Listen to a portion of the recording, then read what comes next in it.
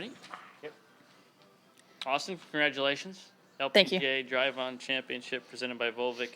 Champion Austin Ernst. You're getting a little emotional on the green. How does this win feel compared to the first two? It's different. The first one in a playoff, and then obviously Arkansas coming from behind and winning. Going wire to wire is really cool. I told Jason last night it would be really cool to win wire to wire, and glad I didn't jinx myself. But I think it's just really cool to be in the heat of it all week and to be able to perform the way I did and to hit the shots I hit and to shoot the scores I shot. I think it is just kind of testament to me that I can do this week in and week out, and just if I have a little belief in myself, kind of what I can do. Absolutely. You had a 2-shot swing there on the par 3 fourth. It really kind of got the round started for you. First of 4 straight birdies and really a nice momentum swing. How big was that hole for you? Yeah, I had a good 50-degree wedge in, and then made a good putt. Obviously, Jennifer made a bogey there. I was trying not to really focus on what she was doing. I was aware all day of where we stood. I kind of knew in my head, okay, this is where she is, this is where I am.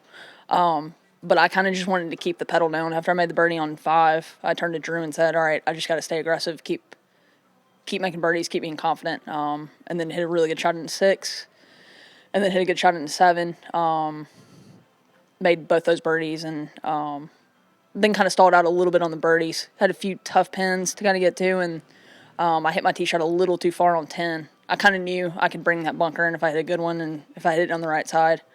So that just kind of made it a little tougher to attack. And then 11, you can't go with that pin. And 12, just not hitting a great wide shot. And 13 was tough today. 13, I hit it 600 in and still hit it short. But I think I just stayed. I did what I wanted to do all day. The conditions just kind of got a little tougher at the end of the round. Yeah, with the conditions, they had some nice typical Augusta Sunday pins on some of those tribute holes. What was going through your mind when you were making that birdie barrage, and what was really going through your mind to keep you grounded, especially with the challenging back nine? I think when I was making all the birdies, I was hitting a lot of shots kind of right where I was looking and executing really well. I think, obviously hitting it close, and then I hit some good putts. I didn't really have to work too hard. I had my speed dialed in really well. Even on 8 and 9, when 8 I had a good look and hit a good putt, it just broke a little bit more. But for me, I was just trying to kind of do my own thing and just stay aggressive because I knew, anything can kind of happen on any hole. I mean, you can have those swings, and if she got hot and I kind of stalled out, I knew she could still kind of catch me. So I was just trying to separate myself by as many as possible, and then just ended up making a couple bogeys on the back nine, and she got a little closer to me than I would have liked. Yeah. Is this the best golf of your life right now?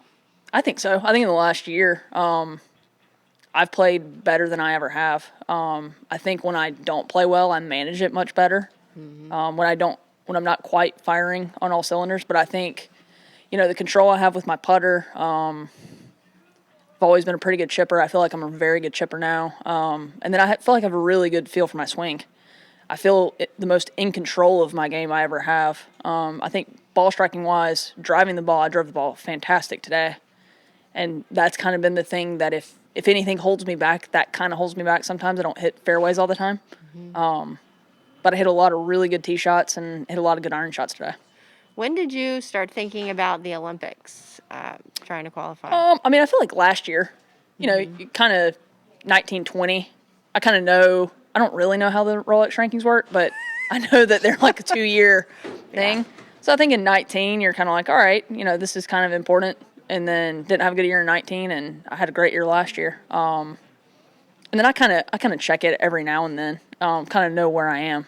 But I feel like that's one of those goals that is a higher goal for me, and it's very beginning of the season oriented. But I think it's a good goal for me. I think it kind of keeps me striving to try to get in contention more and more. And if I can do that, then maybe that happens. I don't know how it works. I don't know exactly what I have to do, but I think it's a big goal for me to have, and I like that. What would it mean to you? I think it would be unbelievable. I mean, if you talk to any athlete, and if you're talking to somebody and they said, "Oh yeah, I'm an Olympian," I think that's really cool.